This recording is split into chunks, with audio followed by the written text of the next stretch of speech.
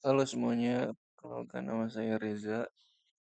Di video ini, saya akan menjelaskan salah satu proyek yang saya buat, yaitu sebuah sistem deteksi penyakit yang berbasis citra daun atau foto menggunakan teknologi deep learning dan framework Streamlit sebagai antarmukanya.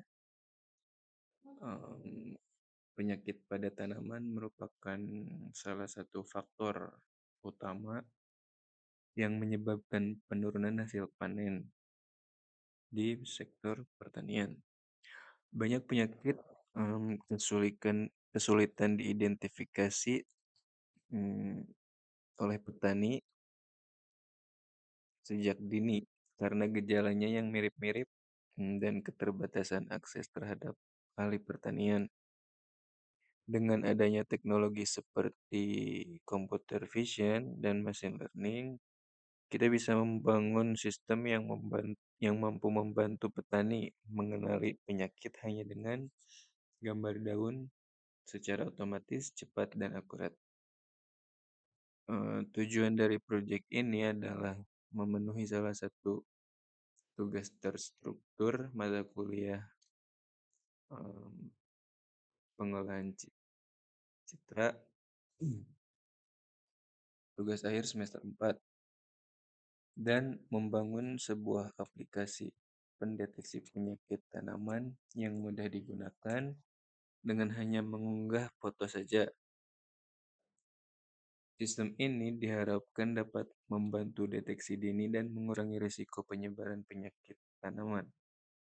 Dataset yang saya gunakan merupakan kumpulan foto dari berbagai jenis tanaman dengan beberapa kategori penyakit dan juga daun sehat.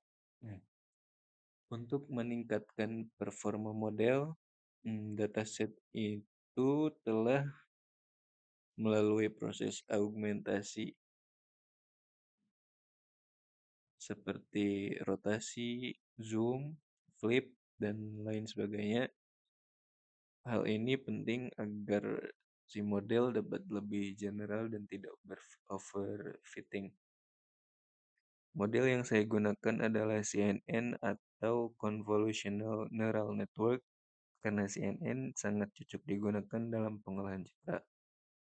Model ini terdiri dari beberapa layer, konvolusi, pooling, dropout, dan diakhiri dengan dense layer. Saya menggunakan TensorFlow dan Keras untuk membangun dan melatih model ini.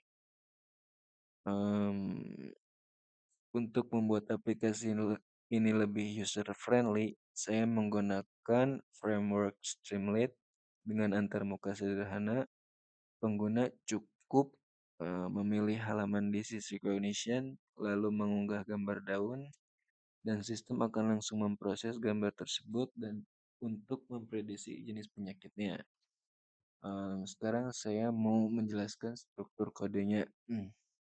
Di baris 1 sampai 3 ini saya mengimpor beberapa library yang dibutuhkan. Streamlit digunakan untuk membuat antarmuka atau user interface web yang interaktif. TensorFlow untuk pemrosesan deep learning-nya, dan NumPy-nya untuk memanipulasi array dan data numerik. Terus di sini yang ini tuh saya membuat fungsi bernama model prediction. Fungsi ini akan melakukan proses prediksi dengan membuat model CNN yang sudah dilatih sebelumnya dari file train model H5 yang ini.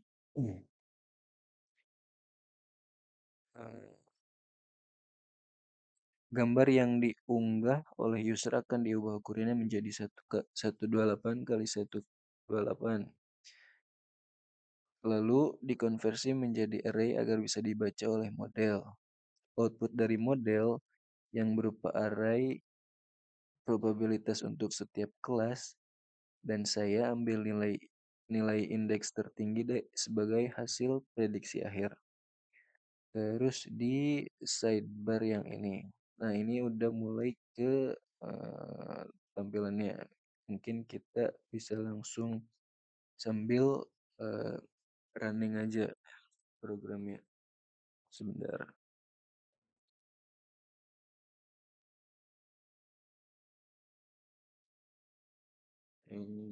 Py. Oke, ini kita pakai.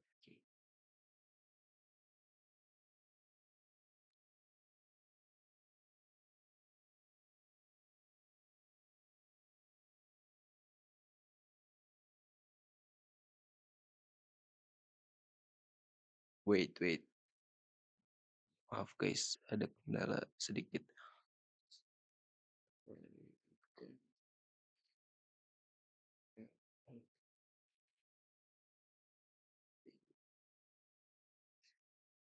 Oke.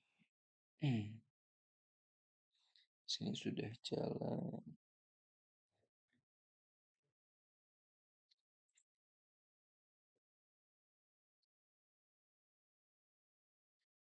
Kita bagi dua layar saja. Nah, biar enak ngejelasin ya. Nah, yang tadi, yang ini sidebar. Nah, itu, nah yang ini sidebar ini merupakan kayak navbar yang di dalamnya ada opsi halaman yang dibuat drop down. Ini yang ada halaman home, about, dan disease recognition. Di, hal, eh, di halaman home ini ditampilkan judul utama yang ini, Plan Disease Recognition System, eh, serta menjelaskan deskripsi sistem secara umum. Penjelasan ini membuat informasi tentang cara kerja sistem, keunggulannya, dan langkah-langkah penggunaan aplikasi. Terus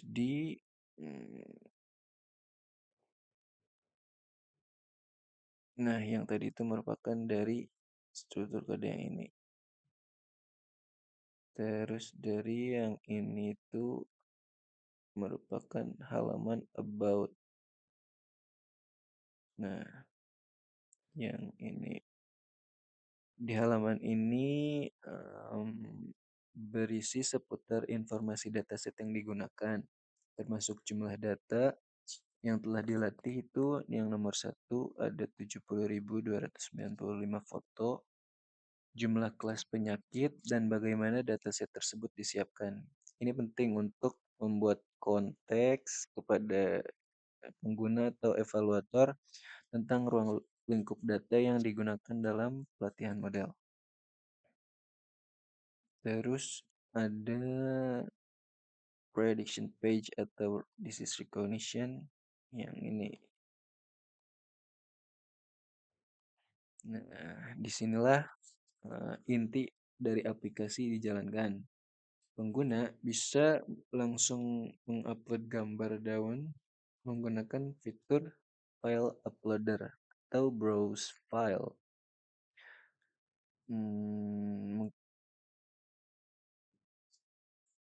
Gambar yang dipilih akan langsung ditampilkan dengan tombol show image. Nah, kita langsung sambil coba aja.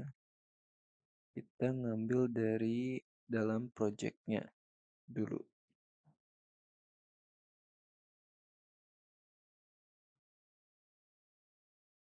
Ada di folder test. Kita ngambil ya ini ya. Nah, button show image ini digunakan untuk tinjau gambar sebelum diprediksi. Nah, si model akan memproses gambar dan mengembalikan hasil klasifikasi berupa nama penyakit atau informasi bahwa daun dalam keadaan bagaimana. Di sini ada kelasnya. Nah, mulai dari kode yang ini sampai sini. Di sini saya membuat daftar lengkap kelas penyakit yang telah dilatih oleh model. Terdapat 38 kelas yang merepresentasikan kombinasi jenis tanaman, dan penyakit yang menyerangnya. Indeks prediksi dari model akan digunakan untuk mengambil nama penyakit dari daftar kode yang ini. Terus yang terakhir, yang ini adalah setelah proses prediksi selesai, mari kita langsung coba. Nah, ini sudah keluar hasil prediksinya. Hasilnya itu yang ditampilkan di layar dengan format teks informatif. Hal ini memberikan kejelasan pengguna bagi pengguna tentang hasil diagnosis yang diberikan oleh sistem. Proyek ini diharapkan dapat sangat membantu petani atau praktisi pertanian dalam dalam melakukan deteksi dini terhadap serangan penyakit tanaman di lapangan. Secara keseluruhan, kode ini menggabungkan machine learning dan antarmuka atau user interface web dalam satu workflow yang utuh. Mulai dari input foto, pemrosesan model oleh CNN, hingga menampilkan hasil secara real-time ke pengguna. Dengan pendekatan seperti ini, sistem bisa langsung digunakan oleh siapapun tanpa perlu mengerti teknis machine learning-nya. Kesimpulannya, sistem ini membuktikan bahwa teknologi mampu dimanfaatkan untuk membantu sektor pertanian. Kedepannya, mungkin sistem ini akan dan dapat dikembangkan untuk mendeteksi lebih banyak jenis tanaman atau bahkan dibuat dalam bentuk aplikasi mobile agar bisa digunakan langsung di lapangan. Dan di sisi lainnya, teknologi juga tidak akan jauh dan terlepas dari regulasi seperti kayak informasi yang valid dari ilmu agribisnis ataupun lainnya yang relevan dan akan mengambil juga informasi dari sudut pandang yang banyak dari banyaknya ahli atau praktisi. Mungkin itu saja yang dapat saya sampaikan. Terima kasih telah menonton video ini. Semoga proyek ini bermanfaat dan bisa menjadi inspirasi untuk inovasi digital di bidang pertanian. Terima kasih.